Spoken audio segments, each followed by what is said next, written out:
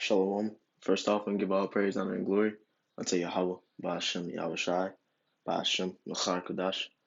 The belongings to the apostles and elders of GMS that teach us this word, and Shalom unto the hopeful elect upon the four corners of this earth. Let's try and make it up out of here in truth and in sincerity. So, this lesson that I want to bring out is going to be talking about the importance of studying in this truth. You know, just a quick little lesson, just talking about how studying is one of the most important things in this truth, because one of the main things that we do in this truth is gain knowledge. We increase in the spirit, so we gain more information, we gain more things in the spirit. We gain more, we gain the secrets of the scriptures, that were meant for us to decipher.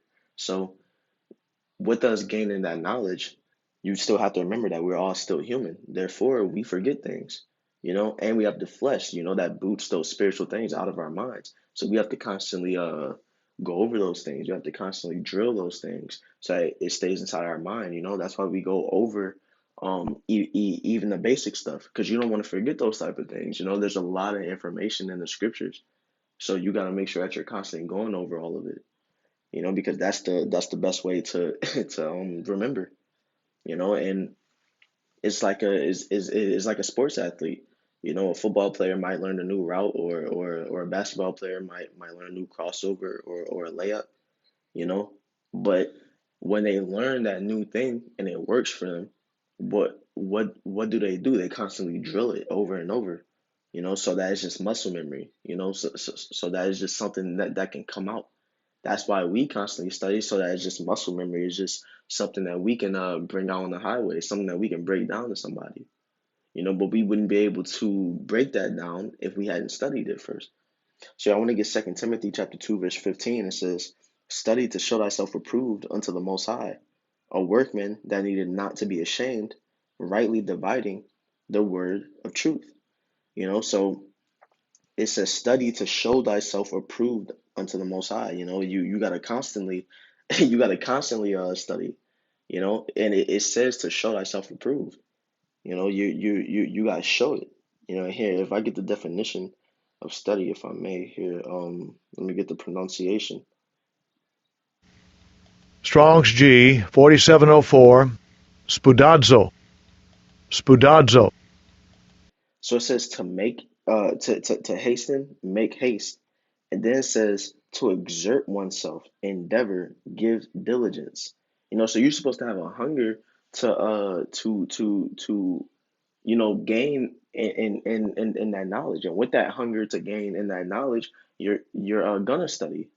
Because that's what locks that knowledge in your mind. You're not supposed to just study. No, you're supposed to constantly study. You're supposed to exert yourself, as it says in this definition. To study is to exert oneself. So you can read a couple chapters and then put down the scriptures and say, okay, I read, but are you reading, looking into words, going into the background of things, the whole nine. It's different. You get a different feeling off of it. You get a different growth if genuinely study outside of just reading just to read. It's a different it's a different type of growth. Someone who reads just to read versus someone who reads to study and grow in the spirit, they can read the same thing, but both of them are going to be on the latter is going to be on a whole different level, because the first person is just reading just to read, you know? And because first you got to think, what's our job as a men of the Lord? We're supposed to preach. As a matter of fact, here, let me get 2 Timothy chapter 4, verse 2. It says, "Preach the word, be instant in season, out of season, reprove, rebuke, exhort with all long suffering and doctrine." So it says, preach the word, be instant in season, out of season. But this last part is what I want to key in on. It says, exhort with all long suffering and doctrine. So let's first get the definition of that word exhort, so we can further have edification. I get the pronunciation. Strong's G 3870, Parakaleo. Parakaleo. So it says to call to one side, call for, summon, to address, speak to, call to, call upon, which may be done in the way of exhortation, entreaty, comfort, instruction, etc. To admonish, exhort, to beg, to beg, entreat, beseech, to strive, to appease by entreaty, to console, to encourage, and strengthen by consolation, to comfort. So you're talking to somebody. You're building somebody up. If you're exhorting them, you're giving them information. But how do you give them that information? You got to study first. Because if you go into this word doctrine, let's go down. Strong's G 1322. Didache. Didache. It says teaching, that which is taught, doctrine, teaching concerning something, the act of teaching, instruction. In religious assemblies of the Christians, which is, going off, but it says to speak in the way of teaching in distinction from other modes of speaking in public. So, we're supposed to bring people up by that teaching. Like when we go out on the highways, we preach and we teach unto all whom is listening. So for us to be able to teach, for us to be able to exhort with that doctrine, what do we have to do? We have to exert ourselves so that we can so that we can grow in this faith, so that we can grow, so that we can give that information to other people. We're never going to be able to give the information that we give to other people if we don't study ourselves. That's why studying is so important, because our job is to exhort. Our job is to exhort with all long suffering and doctrine. The long suffering is just enduring with people, just being patient, you know. But that doctrine is the art of teaching. That doctrine is that's going out and talking to someone, genuinely trying to bring them up in the spirit. But we can't bring other people up in the spirit. We're not exerting ourselves to come up in the spirit.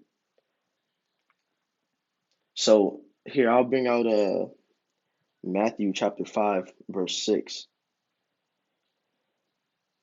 It says, "Blessed are they which do hunger and thirst after righteousness, for they shall be filled." So for you to hunger and thirst after righteousness, not food, no, to hunger and thirst after righteousness, that means that you're starved. That means that you're thirsty.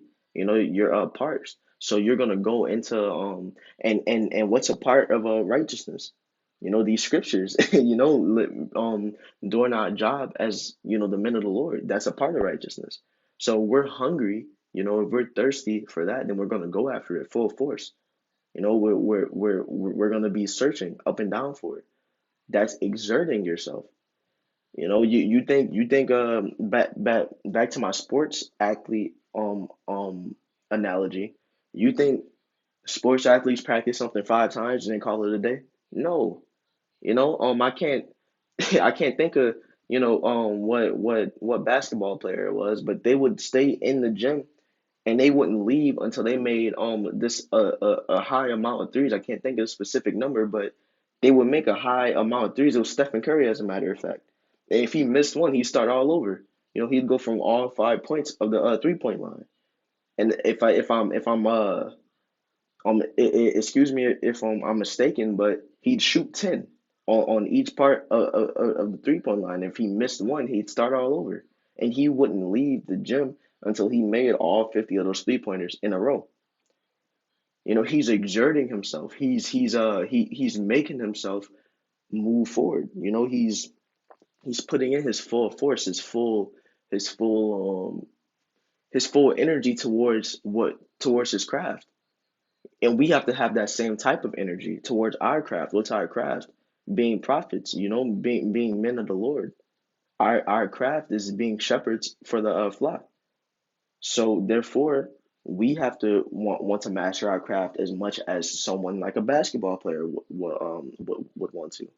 That's why we have to exert ourselves like that. We have to have that same energy to the game, because you know how they say ball is life. Well, the scriptures is our life. This is a lifestyle, so we have to grow in this.